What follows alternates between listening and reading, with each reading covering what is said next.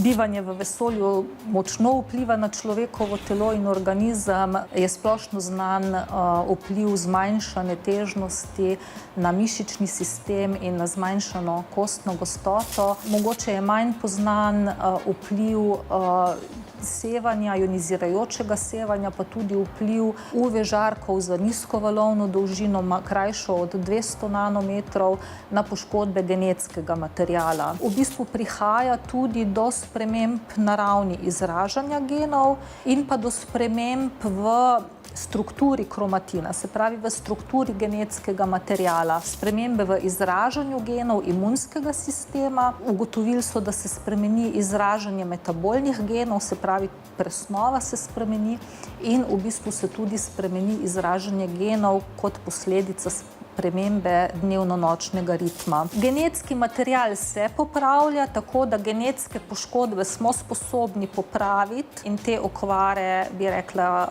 razrešiti. Kako pa se razrešijo te epigenetske spremembe in kako se bodo prenašale na potomce, tega pa danes ne znamo predvideti.